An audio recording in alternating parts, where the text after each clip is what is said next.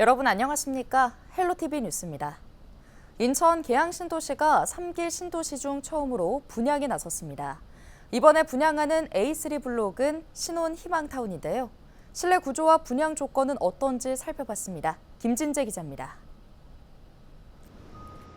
한국토지주택공사가 계양신도시에 A3 블록 분양 공고를 내고 359가구에 대한 본청약을 진행합니다. 이번에 분양하는 A3 블록은 신혼 희망타운으로 모든 세대가 전용 55제곱미터 단일 평형입니다. 평균 분양가는 3억 9천만 원으로 지난 2021년 사전 청약 당시의 추정 분양가보다 약 5천만 원가량 상승했습니다. LH는 오는 30일부터 이틀간 사전 청약 당첨자 236가구에 대한 본청약을 접수한 뒤에 다음 달 2일부터 나머지 물량에 대한 일반 청약을 진행할 예정입니다. 신혼 희망타운인 A3 블록 청약은 무주택자인 신혼부부와 예비 신혼부부, 한부모 가족만 신청할 수 있습니다. 청약 당첨 결과는 다음 달 16일 발표될 예정으로 목표 입주 시기는 오는 2026년 12월입니다. 계양신도시는 3기 신도시 중 가장 사업 속도가 빠른 지구로 약 330만 제곱미터 부지에 주택 17,000가구가 들어설 예정입니다. 지리적으로 서울과 가깝고 김포공항, 수도권 제1순환 고속도로, 인천국제공항 고속도로가 인근에 위치해 있다는 점이 장점으로 꼽힙니다. 특히 약 1km 떨어진 곳에 인천 1호선 박촌역이 있어 계양역 환승을 통해 공항철도를 이용하기 편리합니다. 다만 3기 신도시 중 유일하게 광역철도 계획이 없다는 점과 일부 지역에서 김포공항으로 인한 항공기 소음이 발생할 수 있다는 점, 인근에 대장 소각장이 위치한다는 점은 청약 시 고려해야 할 점입니다. 한국토지주택공사는 오는 30일 A3 블록에 이어 A2 블록 747가구에 대한 분양 공고를 내고 다음 달 15일부터 청약에 나설 방침입니다. 헬로티비 뉴스 김진재입니다. 제26회 부천 국제 애니메이션 페스티벌 비아프 2024가 올해 축제에서 34개국 작품 123편을 공개합니다. 이번 영화제에서는 일본 작품 후레루 등 국제 경쟁 장편 11편과 플로랑스 미알레 감독의 시대의 경계선 등 단편 44편, 정승희 감독의 기억은 먹구름을 포함한 한국 단편 21편 등이 선정됐는데요. 또 개막작은 김용환 감독이 연출을 맡은 한국 애니메이션 장편 연애의 편지로 결정됐으며 올해 홍보대사는 마마무 솔라가 낙점됐습니다. 심사위원장은 캐나다 출신 감독 엠마리 플레밍이 맡았으며 전승배 감독과 배우 장원영, 작곡가 윤상 등이 각 부문의 심사위원으로 나섭니다. 올해 부천 국제 애니메이션 페스티벌은 다음 달 25일 개막해 닷새 동안 부천시청과 CGV 부천 등에서 열립니다. 국내 애니메이션 제작자를 위한 애니마스터 어워즈가 이번에 신설되었습니다. 애니마스터 어워즈를 통해서 네트워크 활성화, 애니메이션 발전 및 인재 발굴에 기여하고 예술과 산업이 조화롭게 성장할 수 있도록 준비하고 있습니다. 이렇게 멋진 축제에 또 제가 홍보대사가 됐다는 게 너무나 영광스럽고요. 지금 26회라고 들었는데 이 비아프 앞으로도 많은 사랑과 관심 부탁드립니다. 김포시가 인구 증가에 따른 하수 처리를 대비하고 공공수역의 수질 개선을 위해 지난달부터 통진 하수처리장 증설 사업 공사를 시작했습니다. 이번 사업은 총 사업비 1,560억 원을 투입해 일일 하수처리 용량을 4만 톤에서 6만 8천 톤으로 확장하는 공사로 오는 2027년 8월 준공할 예정인데요. 김포시는 향후 3단계 증설 사업이 완료되면 일일 하수처리 용량이 8만 8천 톤까지 늘어 주민 주거 환경 개선에 기여할 것으로 기대하고 있습니다. 김포시는 계획적이고 체계적인 하수처리 기반을 마련하기 위해 하수도 정비 기본 계획을 수립 중으로 환경부의 승인 절차를 거쳐 국도비를 확보해 단계적으로 하수도 시설 정비 사업을 추진할 예정입니다. 부평구가 오는 27일까지 개발 제한 구역 내 불법 행위 단속에 나섭니다. 특히 상습 불법 행위자를 비롯해 영리를 목적으로 한 불법 행위와 시정명령 미이행자 등에 대해 중점 단속할 계획입니다. 주요 단속 내용은 허가 없이 건축물을 짓거나 용도를 변경, 공작물을 설치하거나 농지를 주차장으로 현지를 변경하는 행위 등입니다. 1기 신도시들이 노후계획도시 정비 선도지구 선정 공모를 시작했습니다. 중동 신도시에서도 4천 가구에서 6천 가구가 선도지구로 선정될 예정인데요. 아파트 단지들 간 경쟁이 치열합니다. 하지만 사업성을 확보하고 통합 재건축을 성사시키는 일은 여전히 난제로 남아 있습니다. 오늘은 중동 신도시 지역 상황 살펴보겠습니다. 이관성 기자, 23일 선도지구 공모가 시작됐는데 부천 중동 신도시에서는 어느 단지들이 신청에 나섰습니까? 중동 신도시에서는 특별정비구역 16개 블록 중 10개 블록에서 선도지구 공모 신청 주민 동의서를 받아왔습니다. 이 중 3, 4개 블록 통합 아파트 단지들이 주민 동의율 90%를 넘긴 상황입니다.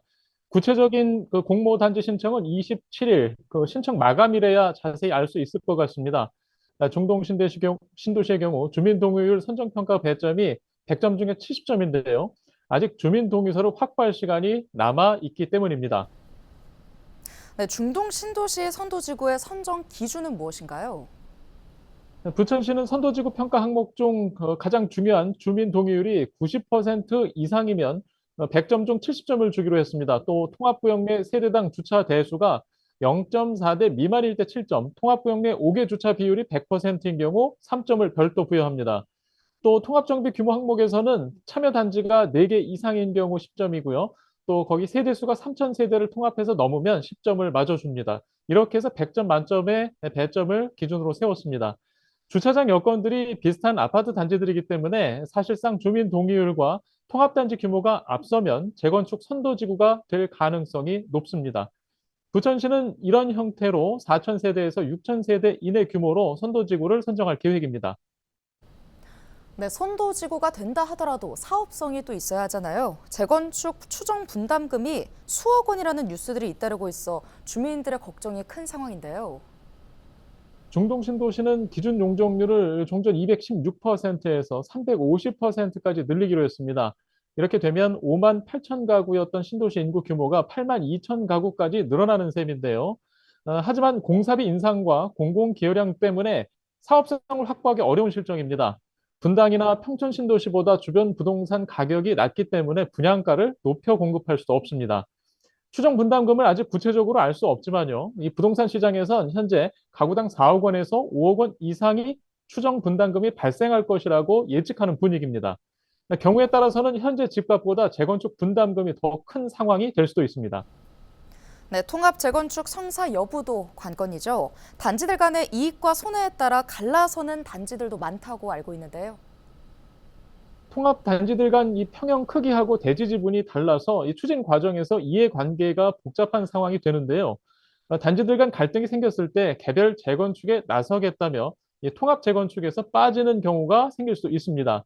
자, 이렇게 되면 선도지구 추진 자체가 어렵게 되고 지자체가 노후계획도시 정비계획을 수정해야 하는 상황이 될 수도 있습니다.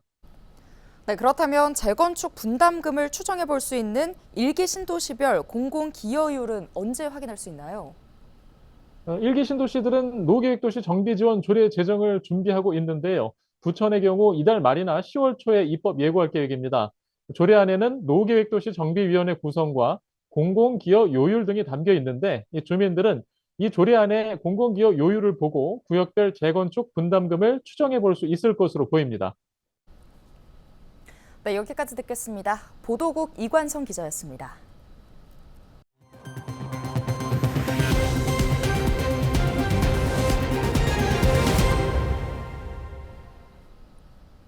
북한이 남쪽으로 날린 오물풍선이 인천 도심에서 잇따라 발견됐습니다. 23일 오전 8시 14분쯤 인천시 부평구 부평구청 인근 도로에서 쓰레기 풍선이 발견됐다는 신고가 접수됐습니다. 경찰은 풍선 잔해가 떨어진 도로 주변의 접근을 통제했으며 군 당국은 폭발물 처리반을 투입해 쓰레기를 수거했습니다. 앞서 이날 오전 6시 42분쯤 중구 운남동 아파트에서도 오물풍선 관련 119 신고가 접수돼 소방당국이 안전조치에 나섰는데요. 또 전날 오후 동구 송림동 병원과 아파트 등지 6곳에서 오물풍선으로 추정되는 잔해가 발견되기도 했습니다. 북한의 대남 쓰레기 풍선 영향으로 인천국제공항 항공기 이착륙이 2차례 전면 중단됐습니다. 인천국제공항공사는 23일 오전 5시 25분쯤 인천공항 인근 상공에서 오물풍선 1개가 발견돼 6시 43분쯤 해상에 낙하한 사실이 확인될 때까지 활주로 운영을 중단했는데요. 이후 6시 55분쯤 인천공항 내 물류창고와 에어사이드에서 오물풍선 잔해물이 발견돼 다시 이착륙이 금지됐다가 7시 8분쯤 재개했습니다. 오물풍선이 일정 거리보다 가깝게 공항에 접근할 경우 안전을 위해 활주로 운영을 중단하고 있습니다. 앞서 북한은 지난 5월부터 현재까지 22차례 오물풍선을 살포했습니다. 살포한 풍선의 내용물은 종이류나 비닐, 플라스틱 병 등 생활 쓰레기로 안전에 위해가 되는 물질은 없었습니다. 유정북 인천시장이 선양시와 우호 협력과 경제 교류 활성화를 위해 중국 출장길에 오릅니다. 인천시는 유 시장이 24일부터 27일까지 중국 랴오닝성의 성도이자 가장 큰 산업도시인 선양시를 방문한다고 밝혔는데요. 이번 방문은 인천 선양 간 자매결연 10주년 기념 행사와 2024 선양시 한국 주간 행사 등을 기념하기 위해 선양시의 초청으로 이뤄지게 됐습니다. 유 시장은 우선 선양시를 방문해 하오펑 랴오닝성 서기와 왕신웨이 선양시 서기를 각각 만나 양 도시 간 우호 교류와 기업체들의 협력 플랫폼 구축 등에 대해 논의하고 인천 기업의 중국 동북성 진출을 지원합니다. 또 인천 선양 자매결연 10주년 기념 행사와 2024 선양시 한국 주간 행사에 차례로 참석해 인천을 알릴 예정입니다. 이외에도 선양 국제우호도시 경제무역대회와 랴오닝성 국제우호도시 무역대회도 참석해 인천의 대중국 정책 방향과 한중 협력의 필요성도 역설할 계획입니다. 특히 이번 방문에는 박주봉 인천상공회의소 회장과 기업인들이 함께 랴오닝성과 선양시의 기업들과 협력 방안에 대해 논의하기로 했습니다. 경기도가 오는 12월까지 부동산 거래 거짓 신고 의심자와 불법 중개 행위에 대한 특별 조사를 실시합니다. 올해 1월부터 6월까지 부동산 거래 신고 내역 가운데 주택담보대출 한도 상향 등을 위한 업다운 계약 신고, 금전 거래 없이 고가 신고 후 해지하는 허위 거래 신고 등 1,664건이 조사 대상인데요. 경기도는 또 3억 원 이상 주택을 취득한 미성년자와 9억 원 초과 고가 주택을 매입한 30세 미만 등의 자금 출처도 집중 조사할 방침입니다. 이를 위해 경기도는 거래 당사자에게 관련 소명 자료를 받고 자료가 충분하지 않거나 제출되지 않을 경우 출석 조사를 진행할 계획입니다. 경기도 공공배달앱 배달 특급이 오는 26일까지 소비자 할인 이벤트 추석을 추억해를 실시합니다. 이번 이벤트는 연천과 포천, 의정부와 부천 등 14개 지자체에서 진행되는데요. 배달 특급을 통해 15,000원 이상 주문할 경우 3,000원 할인 쿠폰을 발급받을 수 있습니다. 경기도 내 지역별로 최소 주문 금액과 할인액이 다를 수 있어 사전에 확인할 것을 당부했습니다. 인천시가 드론을 활용해 말라리아 전파를 막는 시범 사업을 추진합니다. 올 6월부터 현재까지 인천에서 발생한 말라리아 환자는 지난해보다 약 3배 늘어난 234명인데요. 특히 올해는 기존 말라리아 환자가 발생하지 않았던 지역에서도 감염 환자가 나타나고 있습니다. 이에 시는 오는 11월까지 2개월간 산림과 하천 등 해충 발생지 10곳을 대상으로 주 1회씩 드론 활용 방제 작업을 진행할 계획입니다. 드론을 통해 방제 작업을 진행할 경우 1시간 기준 인력 투입 대비 10배인 10,000평까지 소독 작업이 가능해 병해충 박멸에 효과적입니다. 앞서 시는 드론을 활용해 대기 환경 모니터링과 갯벌 안전 관리를 진행하고 있으며 잘피군락 분포도 조사와 생활시설물 안전 점검 등을 추진할 예정입니다. 인천시가 오늘 11월 1일까지 지역 어린이집 40곳을 대상으로 합동 지도 점검을 벌입니다.